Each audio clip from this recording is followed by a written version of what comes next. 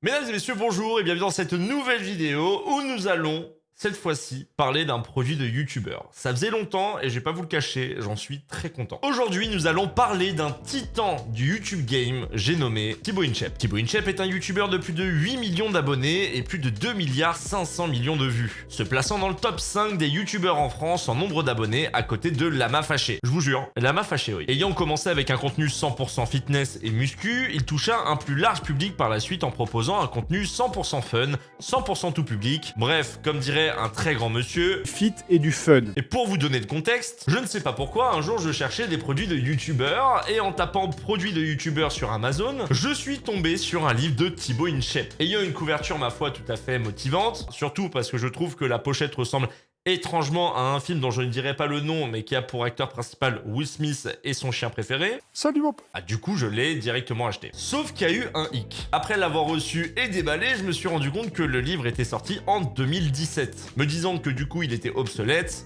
je l'ai mis de côté. Sauf qu'un jour, en lisant la 4e de couverture, comme ça, purement par hasard, je lis cette phrase qui dit « Je vais vous montrer dans ce livre énorme et sec comment, en 5 étapes, vous allez vous motiver pour atteindre les buts que vous vous êtes fixés. » Du coup, je me suis dit « Tiens, c'est marrant, ça ressemble énormément à un livre de développement personnel. » Pour ceux qui ne savent pas, j'ai fait une vidéo justement sur le livre de Lena Situation qui est également un livre de développement personnel et qui s'appelle Toujours Plus. Alors du coup, j'ai eu la brillante idée de me demander mais est-ce que le livre de Thibaut InShape écrit en 2017 est meilleur dans le développement personnel que celui de Lena Situation? Bref, mesdames et messieurs, aujourd'hui, j'ai l'honneur de vous proposer un choc des titans qui oppose Thibaut InShape à Lena Situation. Alors tout d'abord, il faut savoir plus ou moins ce qu'est le développement personnel, parce que peut-être que des gens qui regardent cette vidéo ne savent pas ce que c'est. C'est renverser son stress en énergie positive, booster également sa confiance en soi, retrouver un équilibre, réconcilier corps et esprit, gagner en sérénité, en sagesse. En gros, principalement, c'est de devenir heureux, quoi. Et il faut savoir que depuis ces dernières années, il y en a de plus en plus, des coachs de développement personnel, mais vraiment, ça a popé d'un coup, ça a popé d'une vitesse. Je suis pressé que Vincent Macario fasse un livre également de développement personnel. Je me ferai un malin plaisir de le lire et de vous donner mon avis sur ce livre. Je suis de ceux qui aident les gens dans le besoin. Mais justement, la question d'aujourd'hui, c'est qu'est-ce que vaut le livre de Thibaut InShape? Et surtout, du coup, je vais vous expliquer comment va se dérouler rapidement la vidéo. Je vais tout d'abord faire une petite réaction sur certaines pages du livre de Thibaut InShape, celles que j'ai trouvées plus ou moins pertinentes. Ensuite, je vous donnerai quelques points positifs et négatifs sur ce livre. Et je terminerai par répondre à la question qui est la suivante. Est-ce que le livre de Thibaut InShape, écrit en 2017, remplit plus son rôle de développement personnel que le livre de Lena Situation, écrit en 2020? Et avant de partir, bien entendu, sur la réaction au livre, je vais d'abord faire un disclaimer qui est, je pense, important de faire. Dans cette vidéo, je vais donner mon avis sur les livres en question, mais pas sur les youtubeurs ou leur contenu. Si vous voulez mon avis sur ces youtubeurs, sachez que j'ai fait 2 vidéos, une sur Lena Situation et une justement sur Thibaut InShape. Voilà, je pense que le disclaimer était nécessaire. Nous pouvons passer à la phase de lecture et on se retrouve après pour la conclusion. Et bonjour, ça y est, on part sur l'analyse du livre de Thibaut InShape.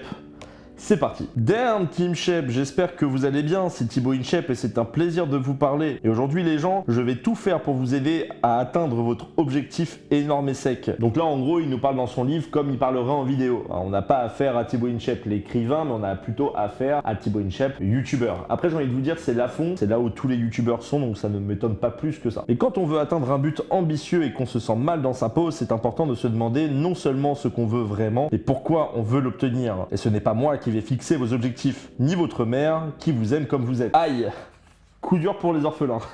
C'est mon pote, on pense à vous. Prenez le temps d'explorer tout ce qui vous tient à cœur et notez-le sur une feuille. Pas de « je n'ai jamais de chance »,« je suis trop gourmand »,« je ne peux pas me passer de 10 heures de sommeil ». Si vous avez vu mes vidéos de transformation avant-après, vous avez compris que même coincé dans un hôpital, à quelques centimètres de la mort, on peut reprendre sa vie en main et se dépasser pour mieux repartir. Il fait une référence à ces vidéos et je vous avoue c'est plutôt motivant parce qu'en effet, il a fait une série de vidéos qui était le avant-après où certains de ses abonnés lui envoyaient des transformations physiques malgré les handicaps que certains avaient. Bien souvent, ce qu'on a pour pas faire les choses, ce sont des excuses. J'ai pas le matos, j'ai pas de contact, j'ai pas l'espace, j'ai pas le temps. Alors qu'au final, si tu veux vraiment le faire, tu peux le faire. Ça peut être assez bateau en effet, mais dans un livre comme ça qui peut toucher beaucoup de personnes étant donné qu'il a une grosse communauté, personnellement, je trouve ça positif. Bravo soldats, vous avez maintenant votre liste de buts dans la vie. Gardez tout ça pour vous et n'en parlez à personne, même pas à la petite à côté de vous. Oui, même si elle a des meules énormes. Aucun doute, hein, c'est du Thibaut Inchep, c'est du Beau Fasway, hein, je m'attendais pas forcément à lire du Victor Hugo. Maintenant, vous devez mettre vos objectifs à l'épreuve pour vérifier que c'est un véritable objectif. Et là, nous arrivons à un truc intéressant parce que du coup, il y a 4 points différents que je vais vous lire maintenant. Est-ce que l'objectif est sexy? C'est-à-dire, en gros, est-ce que vous arrivez à vous projeter? Est-ce qu'il est réalisable? Est-ce qu'il est mesurable? Et est-ce qu'il est ancré dans le temps? Alors, on appelle ça l'objectif SMART.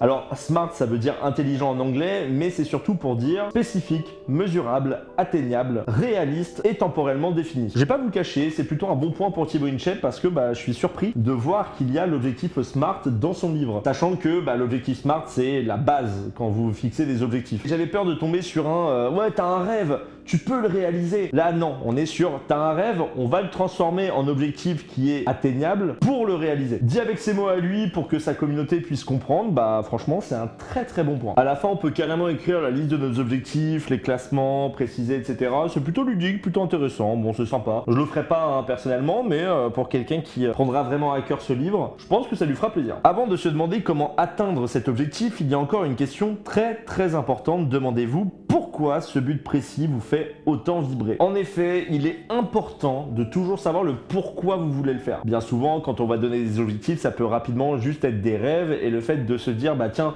je sais pourquoi je fais cet objectif, ça vous permet d'avoir déjà une prise de recul sur celui-ci. Pour commencer, faites la liste de ce que vous devez faire pour réussir. Pour le bac avec mention, annulez le rendez-vous avec la petite qui squatte pour avoir le temps de réviser le samedi soir, sourire et faire du charme à votre prof de maths pour avoir au moins 10 de moyenne, travailler en groupe avec la petite aux meules énorme de votre classe car elle est forte en marketing. Du coup, vous allez vouloir l'impressionner avec vos connaissances. Alors, j'arrive pas à savoir s'il est sérieux ou si là c'est du second degré, je vous avoue. J'espère sincèrement que c'est du second degré, ce qu'il a écrit là. Voilà. Faites les mêmes choses dans le même ordre et vous pourrez focus votre énergie sur vos vrais objectifs. La routine est l'amie de la patience. Elle vous installe dans un environnement sécurisant. Elle supprime les petites décisions inutiles de la vie de tous les jours. Elle vous conforte dans l'idée que vous êtes sur les rails pour atteindre votre objectif. Il parle de la routine et de son importance et je vais pas vous le cacher, je m'y attendais pas du tout. La routine permet d'éviter d'utiliser son mental pour des choses futiles et ça peut en effet être un gain de temps et surtout un gain d'énergie. Et je trouve ça intéressant d'expliquer l'importance de la routine dans tout ça. Bien souvent, quand on écoute les gens, il faut pas avoir de routine, etc. Ah, la routine, ça brise tout, ça peut briser le couple, la vie, etc. Alors qu'en fait, des fois, une bonne routine, c'est important dans la vie. Ça fait du bien. C'est un côté sécurisant, comme le dit justement Thibaut Inchep. Et ça, faut pas l'oublier. Baisse de motivation, laissez la routine vous guider. Vous ne savez pas trop pourquoi, mais ces jours-ci, c'est encore plus dur de se lever, de travailler dur, de ne pas se relâcher. Ou bien vos notes ont bien remonté, même si vous n'y êtes pas encore, et l'horizon du bac est un peu moins sombre. Mais votre petite vous largue brutalement. Vous ne progressez plus à la muscu. Vous voilà déprimé, avec l'envie de tout envoyer chier. Surtout pas, passez en pilote automatique, appuyez-vous sur votre routine, même si elle vous paraît vide de sens. Continuez de la respecter à la lettre, la motivation reviendra. Surtout, ne faites pas l'erreur de tout arrêter en vous disant « je reprendrai ma routine quand la motivation sera revenue ». Ce serait la pire erreur à commettre. Merde, il l'explique bien et avec ses mots. Je ne sais pas quoi dire de plus à part le fait que c'est plutôt intelligent la manière dont il l'explique. Aimez ce que vous faites, voyez le côté positif, prenez du plaisir à chaque étape de votre projet, à chaque moment, même les plus difficiles. Adoptez une attitude positive, votre posture, la façon dont vous parlez, tout cela a une influence décisive sur votre capacité à aimer ce que vous faites. Il a raison et c'est également pareil avec votre entourage. Entourez-vous de gens ambitieux, de gens qui sont positifs, qui vous poussent constamment vers le haut. Vous verrez que de voir des gens qui ont constamment des objectifs et de l'ambition, ça va vous pousser également à en avoir et à vous construire constamment des objectifs. Voilà comment vous allez aimer tout ce que vous faites. Solution positive, en cas de problème ne pas se lamenter, mais se poser des questions positives qui amèneront vers la solution. Plaisir, profitez, kiffez à fond chaque instant de l'aventure, les résultats, la progression, même les efforts. Filtre positif, posture, vocabulaire, sourire. Là, on est dans la question positif où tout n'est qu'un état d'esprit. Alors oui, je suis d'accord, sur le papier, c'est vendeur, mais personnellement, pour l'avoir déjà fait, ça change pas les craintes et surtout les angoisses du quotidien. Pour moi, quand il y a des problèmes, il faut se focaliser dessus, trouver la solution et ensuite respirer. Il est très difficile de sourire à la vie quand t'as plein de problèmes d'un coup qui tombent dessus. Et juste se dire qu'il faut sourire à la vie et constamment positiver,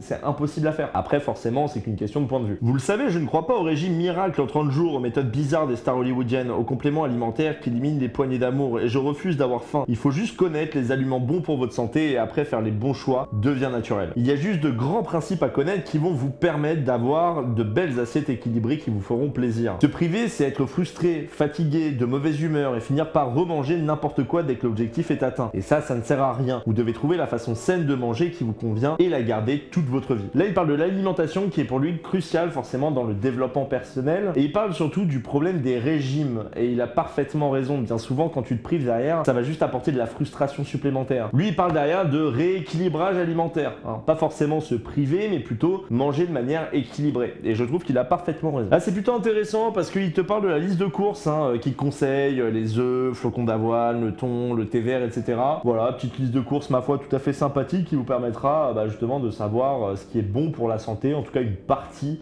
des aliments qui sont bons pour la santé. Bon, après là, le problème, c'est qu'on est quand même sur 20 pages de bouffe, hein, donc ce qu'on va faire, c'est qu'on va passer ce moment, voilà, juste penser à bien manger. Le fait de manger sainement, ça vous permettra de vous sentir mieux déjà, en fait, dans votre tête, et forcément, derrière, vous serez bien plus positif. C'est normal. En pratique, objectif, perdre du poids. La première chose à faire, c'est de vous demander au fond de vous si vous voulez vraiment perdre du poids. Si vous sentez bien comme vous êtes, alors ne changez pas pour les autres. La deuxième chose à faire, c'est d'aller voir un médecin ou un nutritionniste qui saura vous aiguiller, vous dire si vous êtes allergique à tel ou tel aliment. Une fois que vous êtes bien clair sur vos objectifs et vos capacités, en équilibrant vos assiettes comme je vous l'ai expliqué, vous serez sur le bon chemin. Je valide complètement sa prévention que je trouve d'ailleurs utile dans son livre. Votre capacité d'écoute. Soyez attentif à ce que vous ressentez et aux signaux que la personne vous envoie. Quand vous parlez à quelqu'un, soyez près de lui, mais pas trop près non plus. Si vous observez que votre interlocuteur recule légèrement, arrêtez de vous rapprocher. Chacun de nous a une zone d'intimité différente et si vous ne respectez pas la distance de confort que l'autre essaye de maintenir, ça va être super désagréable pour lui ou pour elle. Merci, hein. S'il vous plaît, respectez la distance des gens. C'est super chiant quand quelqu'un te parle de très près. Et également, autre chose, arrêtez d'être tactile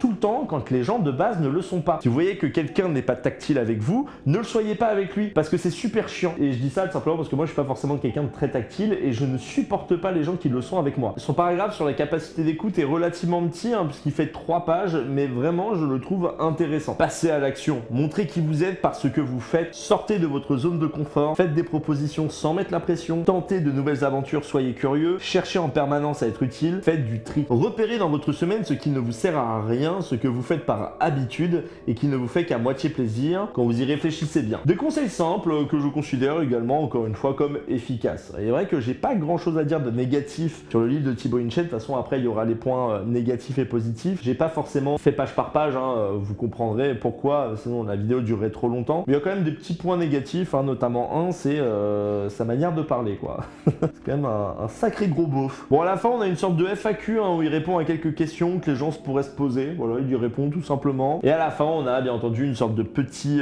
questionnaire où on doit cocher, savoir qui on est. Je vous avoue que j'en ai un petit peu rien à faire. Maintenant que la réaction sur le livre de Thibaut Inchette a été faite, il est temps pour moi de vous parler des points positifs et négatifs. Et nous allons tout d'abord commencer par les points positifs. Premier point positif, j'étais assez surpris parce que au final, c'est vraiment un livre de développement personnel. Il respecte très clairement sa description comparé au livre de Lena Situation qui était plus une biographie qu'autre chose quoi. Il faut également savoir qu'il soulève des points qui sont plutôt intéressants sur les objectifs et surtout qui sont cohérent. Par exemple, l'objectif SMART, il parle également de nutrition, des passions, etc., de la routine. Justement, en fait, je m'attendais pas à ce qu'il en parle dans ce livre et je vous avoue que je trouve ça plutôt positif parce que bon, même si je connaissais déjà via des formations que moi-même j'avais fait dans la restauration, au final, il a juste dans ce qu'il dit. Avoir une bonne nutrition, avoir des passions, ne pas avoir peur de la routine, etc., ce sont des choses qui sont importantes dans le développement également. En troisième point, et là je vais surtout m'adresser aux jeunes, c'est un livre qui est ludique et amusant. Tout simplement parce que c'est l'humour de Thibaut Inchette. Si t'aimes Thibaut Inchette, forcément, tu vas aimer ce livre en plus d'apprendre quelques petites choses sur le développement personnel. Sauf que, et là on arrive au point négatif, si vous ne connaissez pas Thibaut Inchette et que vous achetez ce livre, il y a de fortes chances que vous n'aimiez pas son livre tout simplement parce que son humour est très beauf et surtout très lourd. Il est tout simplement aussi lourd que dans ses vidéos. D'ailleurs, tant que j'y pense, il faut que je change le fond. C'est bon.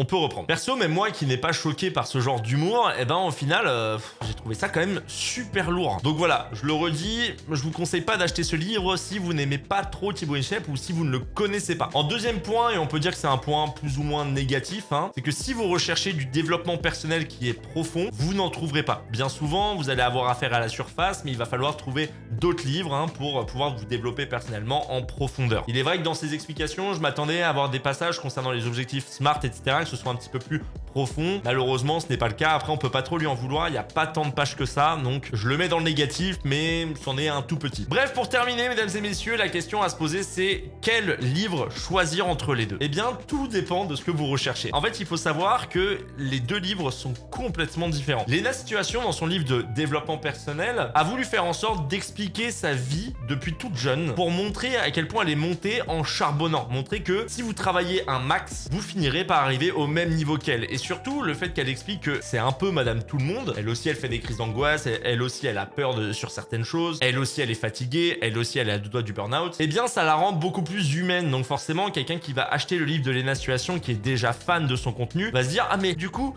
si elle a réussi malgré le fait qu'elle soit aussi normale que moi, bah ça veut dire que moi aussi, je peux réussir comme elle. » Là, on peut dire que c'est du développement personnel. C'est que derrière, ça peut avoir un côté motivant. Même si, très clairement, je trouve ça très très faible en termes de développement personnel. Thibaut InShape, c'est assez différent. C'est-à-dire qu'en gros, Thibaut InShape, au moment où il a fait ce livre, il avait 3 millions d'abonnés. Il était déjà très populaire, mais lui a préféré faire de la théorie, pas forcément expliquer le succès qu'il a, mais surtout expliquer comment il l'a eu. Donc du coup, c'est là où il va parler des objectifs SMART, le fait de parler de nutrition, etc. Parce que tout simplement, c'est grâce à tout ça qu'il en est là aujourd'hui. C'est ça surtout que je trouve intéressant dans ce livre. Et pourquoi j'ai été surpris? Parce que même s'il parle de lui, il en parle pas tant que ça. Mais quand on regarde Thibaut InShape, en vrai, c'est quelqu'un qui s'est fait énormément insulter pendant des années, et malgré tout ça, aujourd'hui, il est à 8 millions d'abonnés. C'est un mec qui n'a jamais lâché, qu'on a toujours eu rien à foutre des critiques des gens, ça l'a jamais empêché d'avancer. Tout simplement parce qu'il est bien dans son esprit, il est bien dans son corps, mais tout simplement, c'est un charbonneur et c'est pourquoi il a réussi aujourd'hui. Voilà, pour conclure, moi je préfère choisir le livre de Thibaut InShape, je le trouve plus intéressant dans le développement personnel plutôt que la biographie de Léna Situation. J'espère que cette vidéo quand même vous aura plu, ça m'a fait plaisir de retester un produit de youtubeur, ça faisait très longtemps. Je vous invite à vous abonner si vous aimez ce type de contenu, je vous invite également à liker cette vidéo si ce n'est pas déjà fait. Je vous remercie d'être resté jusqu'au bout. Moi je vous souhaite une excellente journée, je vous dis à très bientôt. Prenez soin de vous, profitez de la vie. C'était Sir Gibbsy.